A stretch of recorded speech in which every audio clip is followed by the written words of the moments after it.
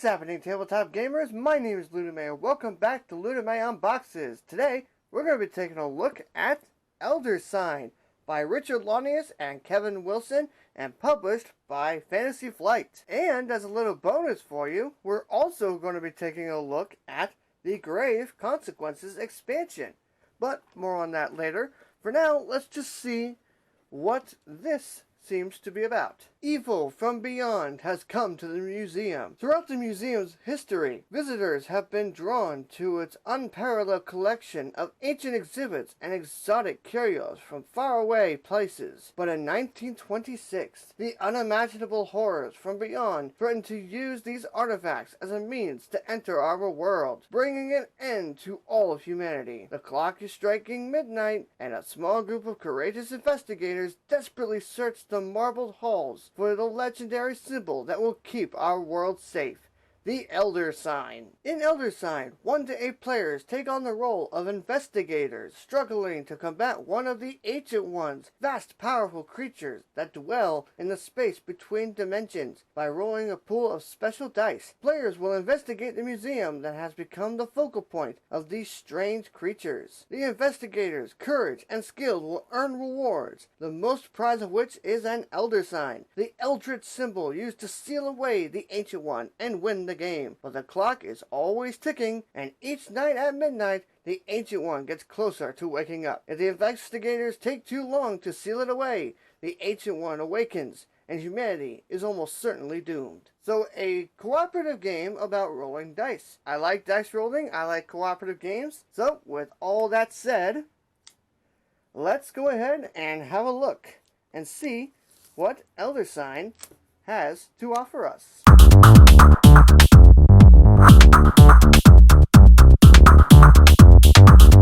We are immediately introduced to some kind of doorway.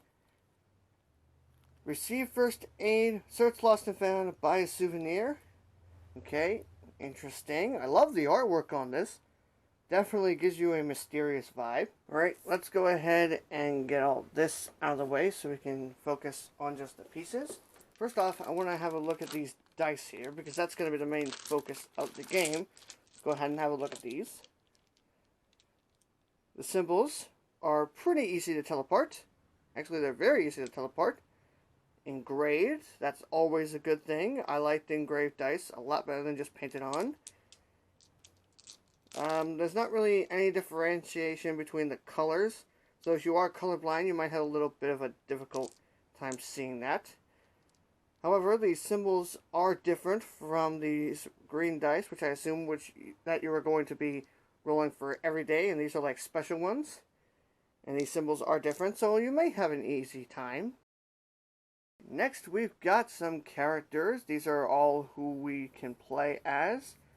And each of these seem to have some stats. We've got, looks like, what is that, brain thing? So maybe like a sandy or something. That's your health, I would assume. We got some starting items, and we've got a special ability. We've got a whole lot of characters to choose from. Well, that's nice. That means there's going to be some replayability. And some pretty to read symbology. Not sure how easy it'll be to understand, but we'll find out when we get there. I love the artwork on them. Very nicely detailed. The characters. These look very diverse from each other. That's nice.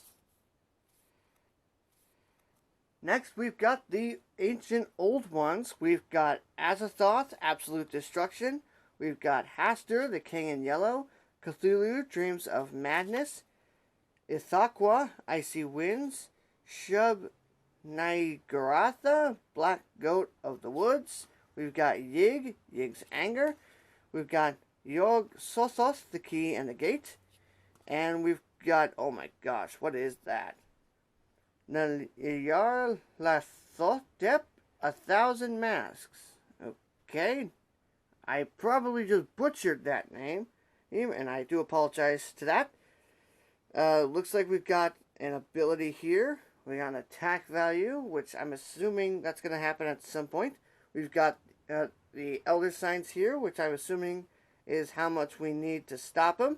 And we've got a track here, which I assume is going to be how he wins the game. And we've got got some variety on each one, which is nice. That means it's going to be a lot more replayability for this one as well. They do look fine. You know, I'm not that familiar with the Ancient One lore and all that, and so I don't know what they would actually look like. But in terms of artwork on these cards, they look pretty well. It's easy to tell them apart, even if you're colorblind, so that's very nice. I like the detail on these little grids. Yeah, that works well. Everything is pretty easy to read, and it's pretty easy to see all this. We've got these, which are going to be the rooms that you're going to be trying to complete. It seems each one has a number here. They all have a set of symbols here, which I'm assuming is what you're going to be rolling in that dice for. Some of these seem to have little spots left open for some reason. They have some, I'm assuming these are rewards and these are failures. Yes, okay. These are pretty easy to see. The symbols are easy to see. The writing is pretty easy to read. The artwork on top, it's alright. Some of this looks pretty creepy, to be honest with you. But for what they were going for, it definitely works. I like the detail that they put in the background for these. That's really cool. I especially like how the backgrounds for these don't really look, they all look pretty different from each other. Well, maybe not completely different, but there is some differences. We've got some more rooms here, but for some reason these have a different back on them. Not sure why that is. They also have a different background color for them, but they seem to be pretty much the same.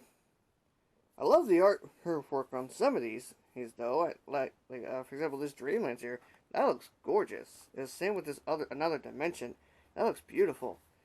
Some of these look a bit creepy. Like I said before, especially this one here.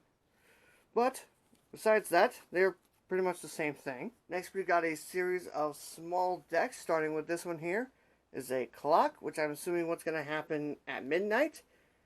And looks like there's 2 effects for each of these cards. I'm assuming these are going to happen at different times. But they are all easy to see. Everything's easy to read. Next, we've got a small deck of people. So I assume these will be people that can help you or hinder you, something. They all do look pretty good. I like the ideas for the background. That looks nice. Their names are easy to read. We've got Anna Caslow, we've got Duke, Eric Cold, Professor Armitage, Richard Upton Pickman, Ruby Standish, Thomas F. Malone, and Tom Mountain Murphy. Okay. And they all have a bit of text that goes with them. And I can read that pretty easily. That's good. We got a deck of yellow items. Not sure why that is.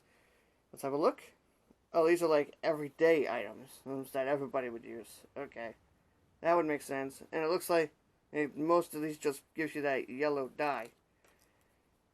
Okay, then. Some of these do have little abilities, though. They're pretty easy to read. The names are easy to see. Not much to say about the artwork on them. I mean, I guess they look pretty well. A little hard to see considering they're so small.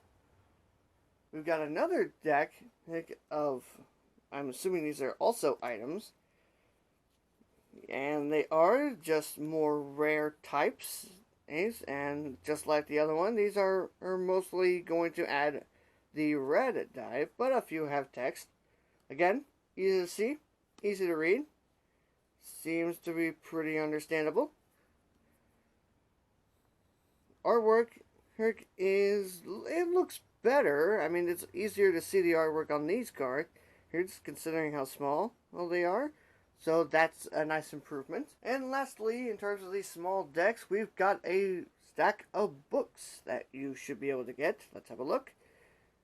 Alright, so a lot more that have text, and we have some that are just squares. Not sure how that's going to help. I'm sure once I read the rule book, that'll make more sense. Easy to see, easy to read. That's very nice. Artwork. Alright.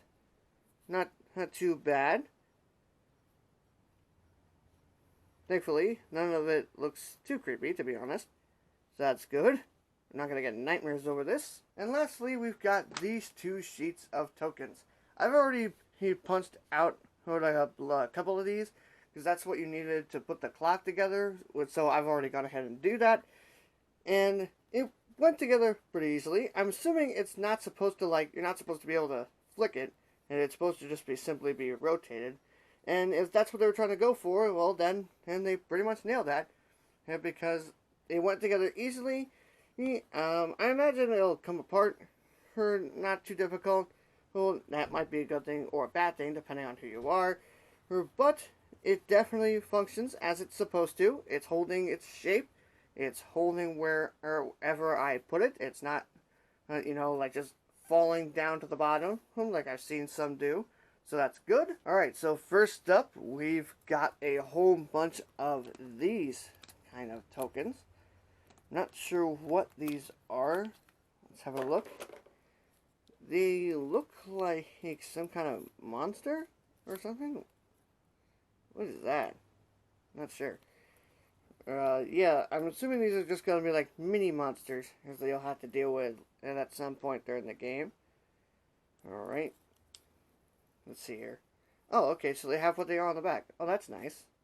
The Black Man, the Bloody Tongue, a Bloated Woman. Okay.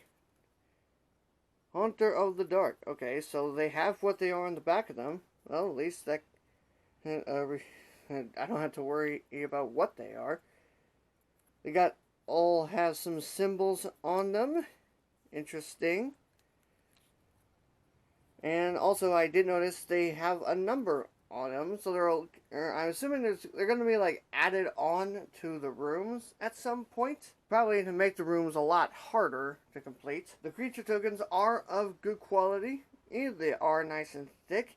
They are able to bend, but if you want to bend them, you're going to actually have to try to do it on purpose. You're not going to bend these by accident. That's always good. We've got these little tokens here. Each of these are supposed to represent one of the investigators.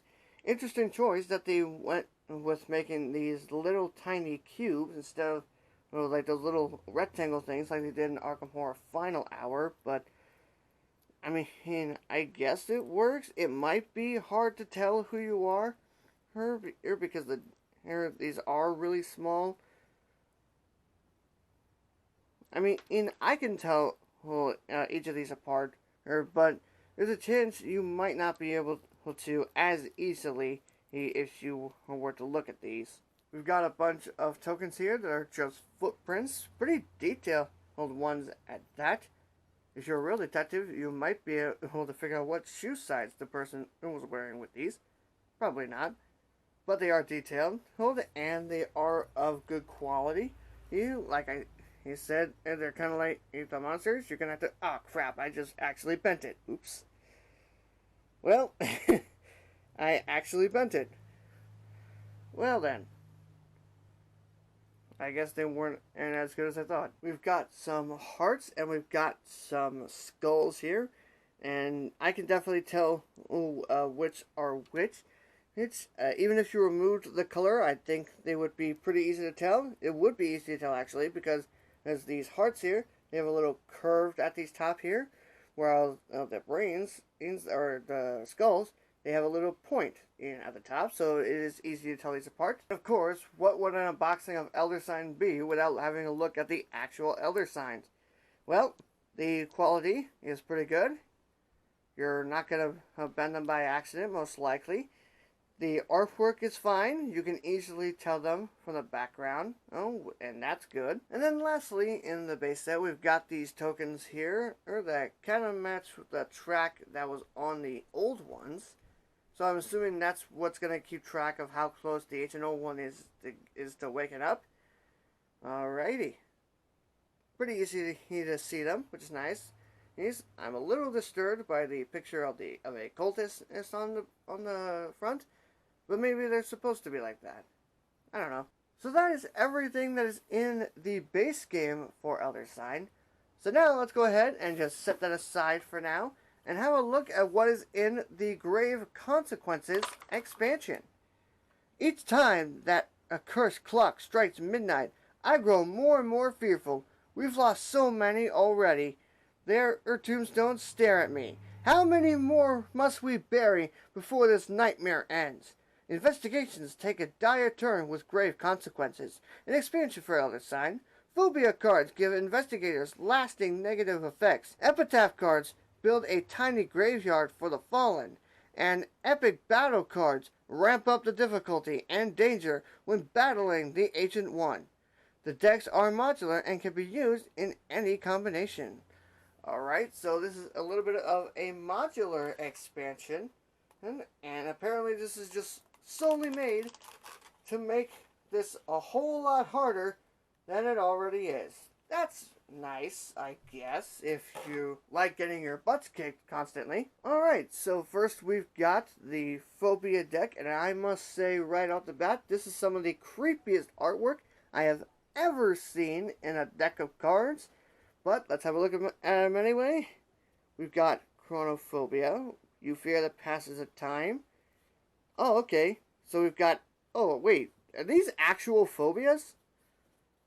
I think these are actual phobias that people, like, actually have. Well, that's a bit unique. Okay. Not sure how I feel about that. And each of them has an event that happens as long as you have that phobia. Interesting. But the text is easy to read. Same as the text here and here. So that's good. And the background, nothing to write home about, to be honest. It's just a little bit of purple. Over a little bit of brick. So nothing too impressive. Next, we've got the epitaphs, which looks like just a bunch of graves.